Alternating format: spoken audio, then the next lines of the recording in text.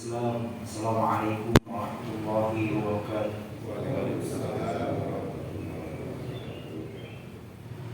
Alhamdulillah, alhamdulillahilladzi arsala rasulahu bil huda wa dinil haqq liyudhhirahu 'ala ad-dini kulli wa kafa billahi shahida.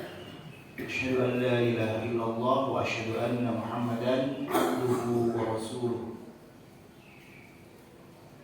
Allahumma anfa'na bima 'allamtana wa 'allimna ma yanfa'una wa zidna 'ilma. Allahumma la sahla illa ma ja'altahu sahla wa anta taj'alul hazna idza syi'ta sahla. Allahumma shalli wa sallim ala nabiyyina Muhammadin wa ala alihi wa ashabihi ajma'in. Puji syukur kepada Allah Subhanahu wa taala. Hadirin jamaah rahmatullah, pagi ini kita diberkahi oleh Allah Subhanahu wa taala kekuatan untuk melaksanakan salat subuh. Tidak banyak orang yang mendapatkan karunia Allah berupa kekuatan untuk melaksanakan salat subuh. Apalagi yang bisa menghidupkan 2/3 orang. Tidak banyak. Hanya segelintir orang. Dan itu penciri bahwa orang-orang tersebut adalah orang yang mendapatkan hidayah dari Allah Subhanahu wa taala, orang-orang yang disayangi oleh Allah Subhanahu wa taala. Ini patut kita syukuri.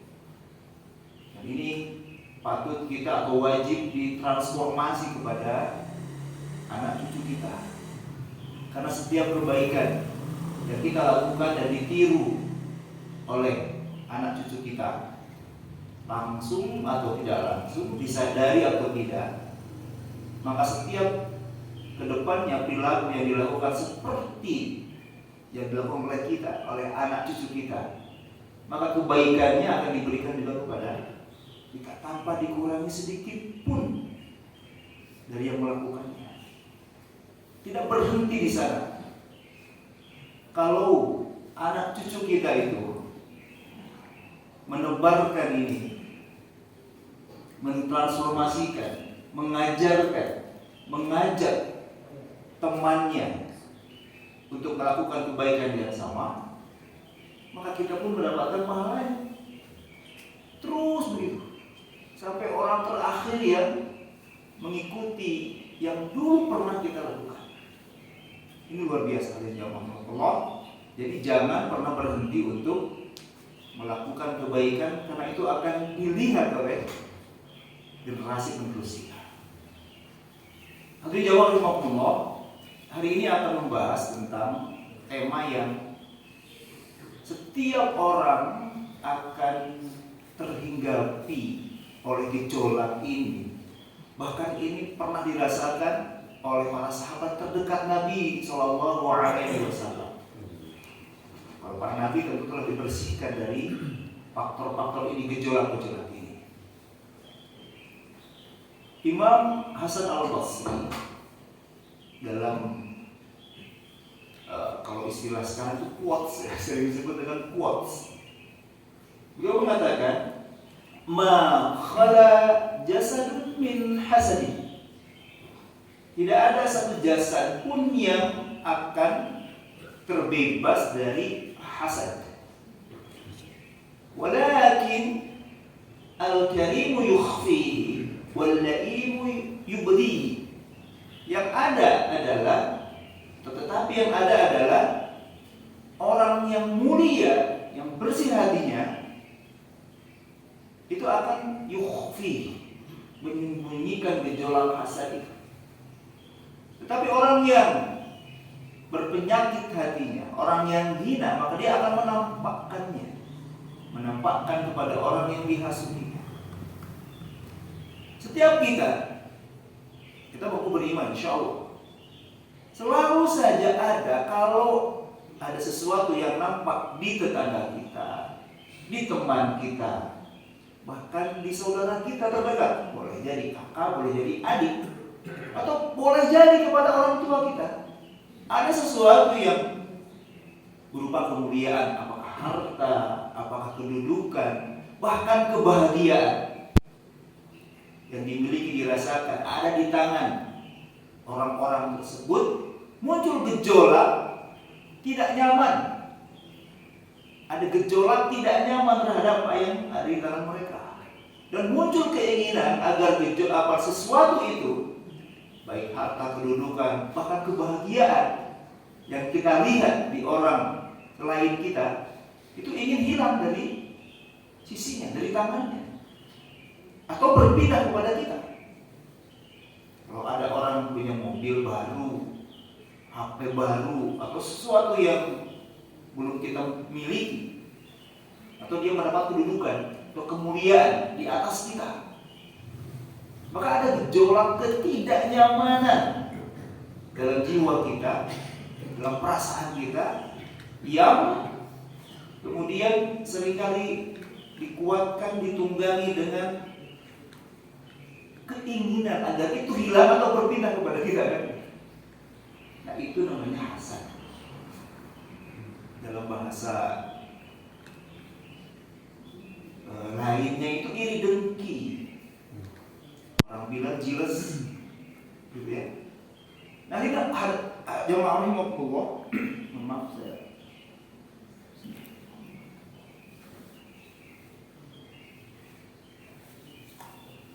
Sifat ini, gejolak ini, setiap orang, bahkan binatang itu kan ada dua.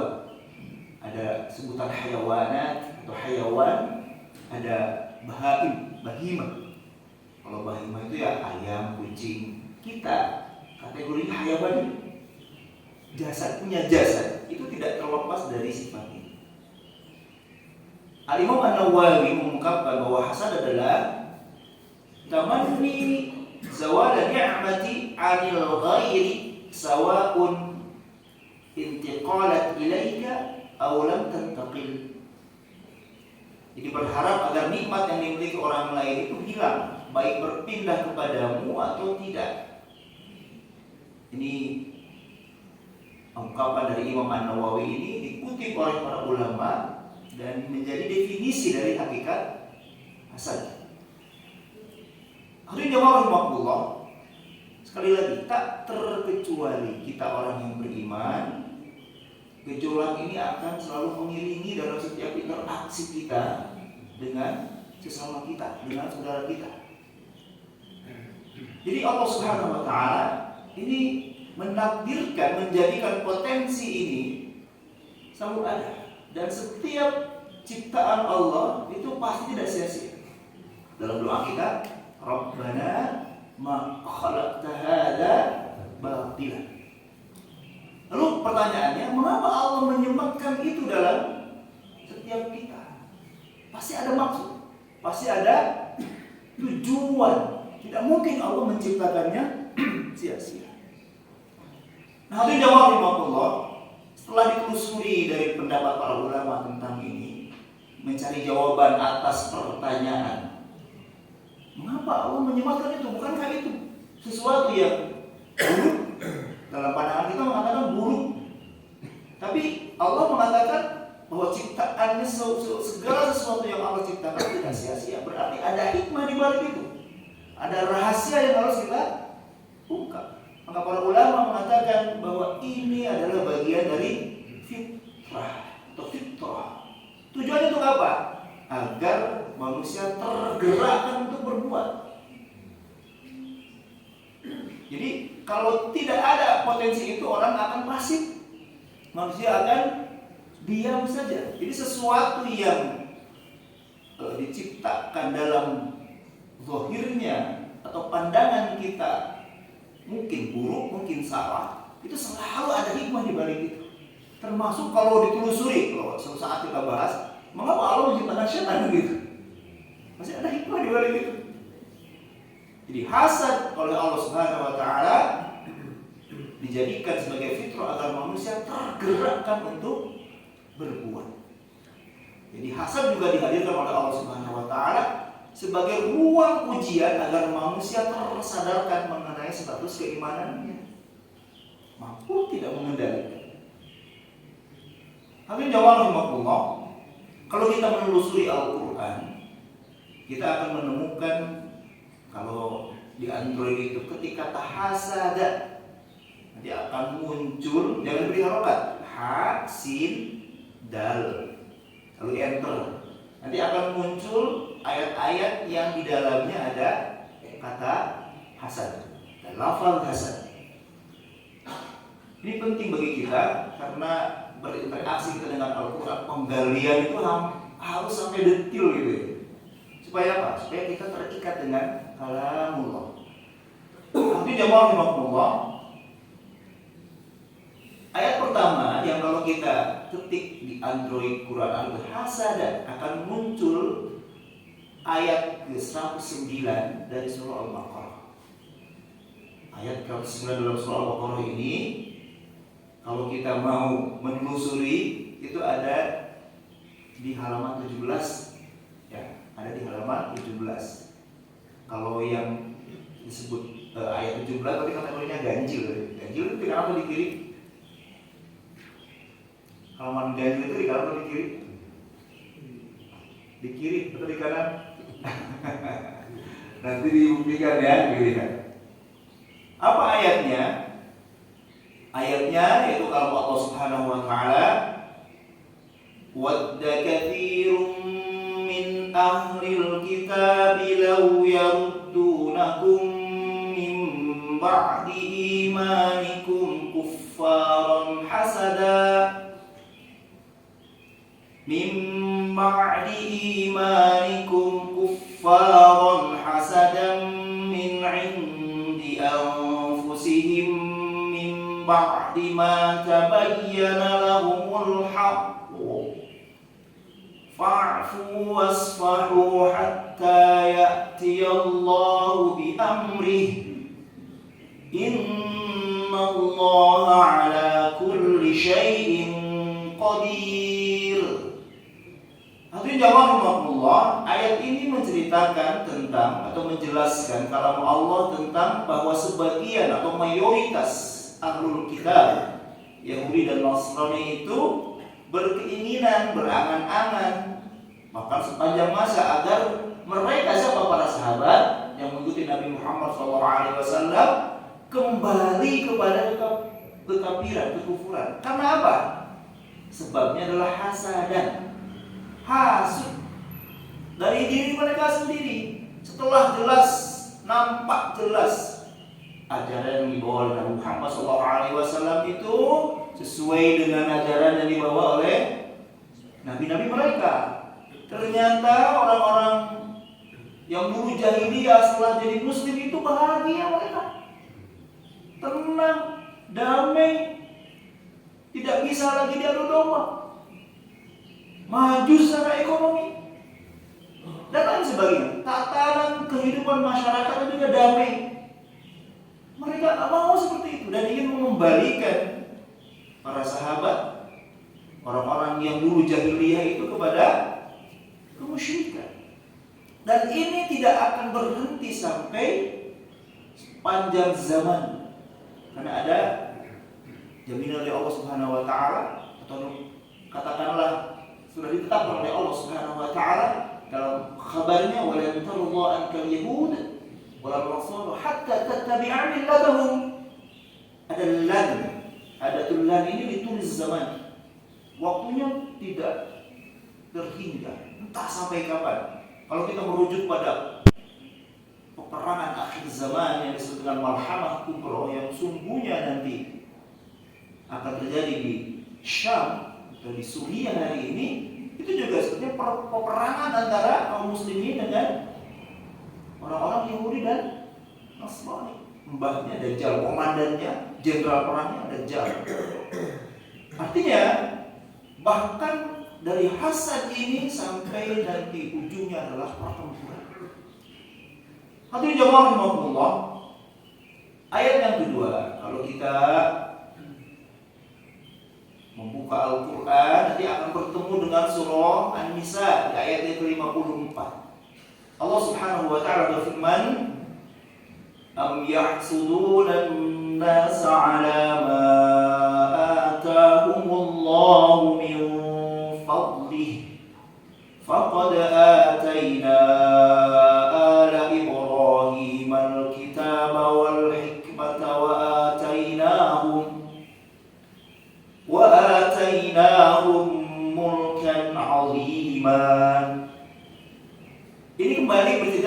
iri dengkinya kaum Yahudi karena pengaruh kuatnya dakwah Nabi Muhammad SAW dan mulai meluasnya wilayah kaum muslimin, wilayah kekuasaan kaum muslimin, dakwah kemana diterima.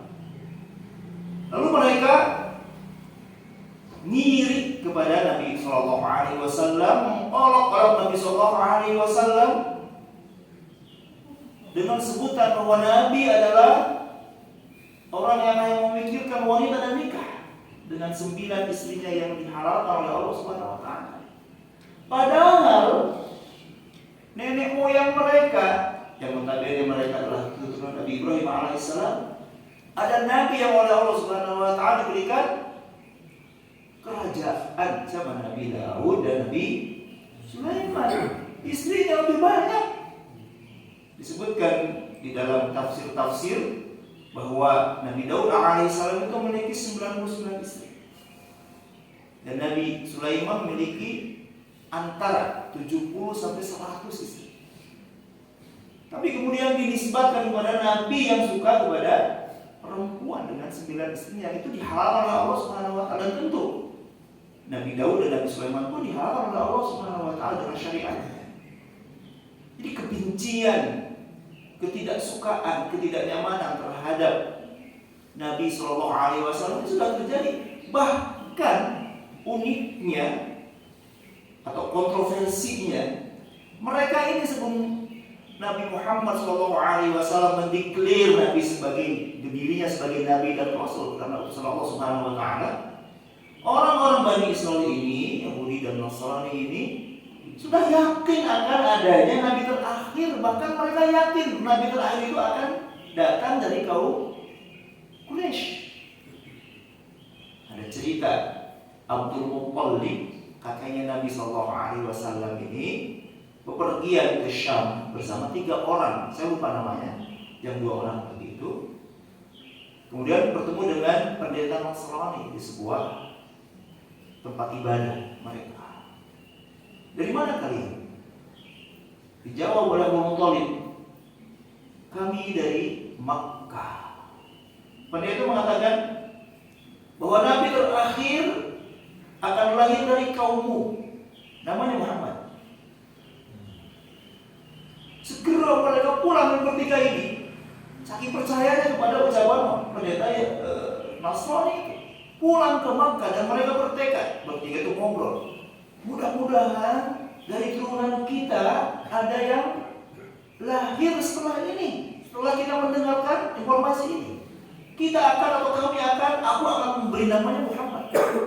Allah menakdirkan yang dari 3 orang itu yang oleh Allah Subhanahu wa taala diberikan karunia keturunan cucunya Abu Muttalib itu dari Muhammad SAW. Bapak Ibu hadirin jamaah Allah, nanti coba koreksi lagi, periksa lagi dalam tarikh tadi. Abdul Muttalib itu ketika Nabi Muhammad SAW lahir, dibawa digendong keliling Makkah sekitar Ka'bah, lalu mengatakan ini cucuku, namanya Muhammad. Kenapa dibilang? Karena pernah mendapatkan informasi dari pendeta Nasrani. Orang-orang Yahudi yang tinggal di Makkah saat itu selalu mengatakan kepada orang-orang Quraisy, Nabi terakhir itu akan lahir ketika terbit bintang Ahmad. Itu begitu yakin akan lahirnya Nabi terakhir dari kalangan Quraisy. Tapi ketika Nabi SAW menyatakan bahwa aku adalah Rasul Allah, menolak. Padahal awalnya sudah meyakini dan diberitakan kepada orang-orang Quraisy. Kenapa ini terjadi? Hasad, tidak suka dengan apa yang diberikan oleh Allah Subhanahu wa taala kepada Nabi dan para sahabat. Berikutnya hadirin jamaah rahimakumullah, kata hasad juga ada di dalam surah Al-Fath, surah ke-48 ayat ke-15. Allah Subhanahu wa taala berfirman, sayaqulul mukhallafuna idzan انطلقتم إلى مغانم لتأخذوها ذرونا نتبعكم يريدون أن يبدلوا كلام الله قل لن تتبعونا كذلكم قال الله من قبل فسيقولون بل تحسدوننا بل كانوا لا يفقهون إلا قليلا. Ayat ini menceritakan tentang hasudnya orang munafik. Orang munafik juga hasudnya besar. Hadirin jamaah rahimakumullah, ayat yang tadi dibaca itu berkaitan dengan orang munafik yang meminta kepada Nabi SAW agar dilibatkan mendapatkan bagian ghanimah perang Khaybar. Sebelumnya mereka menolak untuk ikut perang Khaybar. Tapi ketika Khaybar ditaklukkan dan Nabi mengajak para sahabat ikut berperang, dan sebagian besar adalah para ashab Hudaybiyah, orang-orang yang ikut perang Hudaybiyah, mereka mendapatkan bagian ghanimah perang Khaybar. Ini orang-orang munafik ini yang awalnya diajak tidak mau, ingin juga mendapatkan bagian ghanimah. Allah melarang Nabi untuk mengajak mereka. Ketika dilarang oleh Nabi SAW, mereka mengatakan, kalian sedia kepada kamu, jadi terbalik. Ya, sebuah kontradiksi. Mereka mengatakan justru menuduh Nabi SAW dan para sahabat hasud kepada mereka sehingga tidak mau mengajak mereka mendapatkan ghanimah. Jadi hasadnya orang munafik. Ciri orang yang hasad itu dalam kehidupan sehari-hari itu juga begitu. Dia hasud tapi nuduh kepada orang hasud. Gitu. Berikutnya hadirin jamaah rahimakumullah, ayat terakhir ini di dalam Al-Quran yang ada kata hasad itu, ayat yang sering kita baca itu kalau sholat sunat ingin cepat di surah Al-Falaq, ya, surah ke-113 ayat ke-5. Kita diberitakan oleh Allah Subhanahu wa taala untuk berlindung dari hasad. Wa min syarri hasidin idza hasad. Dan berlindung dari kejahatan orang yang hasud apabila dia hasud. Hadirin, kalau baca ayat ini saja kita akan terfokus pada kata hasadnya. Tapi kalau kita kaitkan dengan ayat sebelumnya, kita diperintahkan berlindung dari sihir. Wa min syarrin naffatsati fil 'uqad. Para mufassir kemudian mengaitkan mengapa Allah Subhanahu wa taala mengawali ayat kewajiban berlindung dari hasud dengan ayat kewajiban berlindung dari sihir. Apa maksudnya? Nanti jawabullah, tidak ada orang yang melakukan sihir kecuali motifnya adalah hasad. Dan orang yang hasad, kalau dia tidak mampu untuk menzalimi orang secara terang-terangan yang dihasudinya itu, maka dia akan berpotensi melakukannya secara sembunyi-sembunyi melalui jalan gaib, menyihir. Inilah hikmah mengapa ayat wa min syarri hasidin idza hasad diawali dengan berlindung dari naffatsat, orang yang melakukan sihir, berlindung dari kejahatan para penyihir. Hadirin jamaah Allah, ini menarik sekali ya ayat Allah Subhanahu wa taala berkaitan dengan hasad ini. Hadirin jamaah Allah, efek hasad ini bahaya sekali. Kenapa? Kita punya kebaikan segede gunung, itu bisa lenyap tinggal debu apabila kita mengikuti gejolak hasad. Nabi Sallallahu Alaihi Wasallam memberikan peringatan, mewanti-wanti kita, iyyakum wal hasad. Jauhilah kalau kalian hasad. Fa innal hasada ya'kulul hasanat, akan memakan kebaikan. Kama ya'kulun narul haqqah, seperti api memakan kayu bakar. Keimanan kita akan rusak kalau kita mengikuti gejolak hasad. Kalau kita membaca hadis Nabi Sallallahu Alaihi Wasallam dalam kitab Riyadhus Shalihin tentang larangan kita wala tahasadu, janganlah kalian saling hasad. Kalau kita membaca ayat ini itu diawali dengan kalimat wala tabaghadu. Hasad ini hadirin jamaah rahimakumullah itu akan menimbulkan putusnya tali silaturahmi, saling membenci dan lain sebagainya. Jadi tidak aman dalam kehidupan bermasyarakat. Jadi lantas seperti apa nih kalau selalu ada disematkan dalam jiwa kita?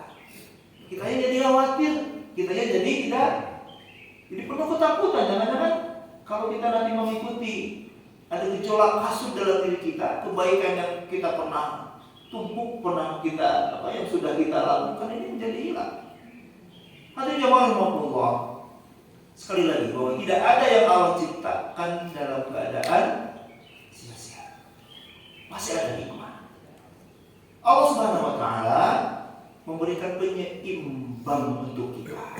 Karena ada hasad yang dibolehkan. Dalam hadis Nabi sallallahu alaihi wasallam, la hasada illa fitnatain. Tidak ada hasad kecuali dalam dua hal.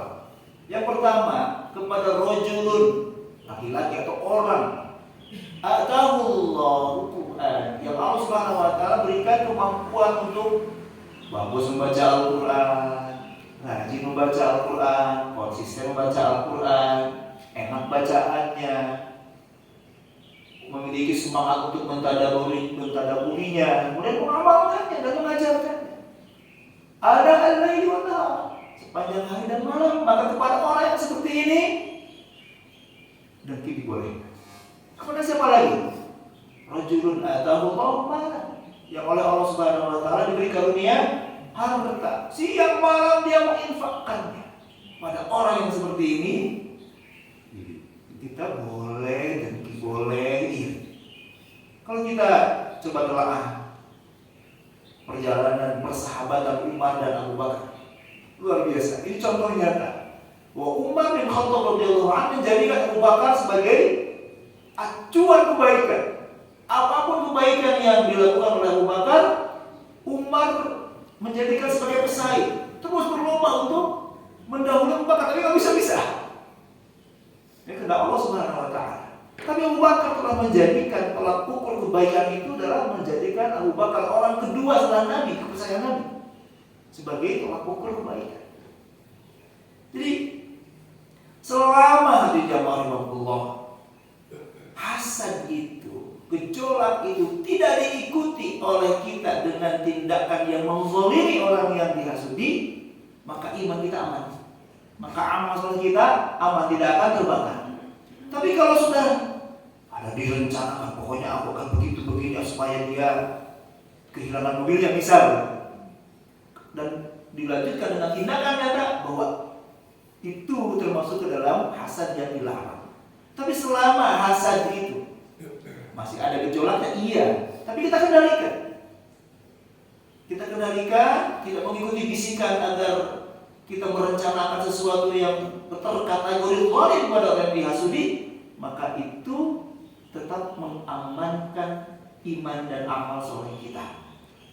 Dan kalau kemudian kita jadikan orang yang berbuat kebaikan itu atau mendapatkan karunia Allah Subhanahu wa taala itu sebagai tolak ukur kita untuk mendapatkan hal yang sama tanpa ada keinginan menghilangkan kebaikan dari orang itu, kita berdoa kepada Allah Subhanahu wa taala agar kita mendapatkan kebaikan yang sama dan berikhtiar untuk meniru orang itu dengan mengambil sebab dia mendapat kebaikan, maka itu namanya ghibthah. Itu namanya ghibthah dan itu berpahala. Jadi kalau ada mengatakan bahwa pesaing itu harus diciptakan, kalau bisnis itu ya benar juga, tapi tentu dalam kategori kebaikan. Nah, di jamaah Allah, itulah yang bisa disampaikan karena subuh kita hampir lebih dari 45 menit lebih awal ya. Jadi waktu syuruknya pun lebih awal dari biasanya. Mudah-mudahan kita diberi kekuatan oleh Allah Subhanahu wa taala untuk bisa mengubah gejolak hasad menjadi maslahat. Tak bisa dihilangkan, tapi kita bisa kendalikan, dan ini dijadikan oleh kita sebagai potensi untuk kita bergerak dan gerak kita dalam kebaikan. Jadi kan orang-orang yang mungkin di tetangga kita yang sering, yang paling awal ke masjid, yang paling rajin disiplin dalam sholat berjamaah, yang paling banyak baca Quran, hafal Quran yang bagus dan sebagainya, sebagai ukuran bagi kita untuk kita juga sama dengan mereka. Ada gejolak, tapi gejolaknya adalah gejolak yang berpotensi untuk mendapatkan ridha Allah Subhanahu wa taala. Demikian saja yang dapat disampaikan. Mudah-mudahan kita dijadikan oleh Allah Subhanahu wa taala orang-orang yang mampu mengubah gejolak hasad menjadi maslahat sehingga kita mendapatkan ridha Allah Subhanahu wa taala. Allahumma shalli wa sallim ala nabiyyina Muhammadin wa ala alihi wa ashabihi ajma'in. Allahumma qsim lana min khasyyatika ma tahulu bihi bainana wa baina ma'asiyatik, wa min ta'atika ma tuballighuna bihi jannatak, wa min al-yaqini ma tuhawwinu bihi 'alaina masa'ib ad-dunya. Allahumma matti'na bi asma'ina wa quwwatina ma ahyaytana, waj'alhu al-waritha minna, waj'al tha'rana 'ala man zalamana, wansurna 'ala man 'adana, wa la taj'al musibatana fi dinina, wa la taj'al ad-dunya akbar hammina, wa la mablagha 'ilmina, wa la tusallit 'alaina man la yarhamuna. Allahumma a'tiq riqabana wa riqaba abaina wa ummahatina wa azwajina wa dhurriyyatina minan nar. Allahumma taqabbal minna du'ana. Allahumma a'izzal Islam wal muslimin wa adil asyirka wal musyrikin wa dammir a'da'aka a'da'ad-din. Alhamdulillah. Assalamualaikum warahmatullahi wabarakatuh.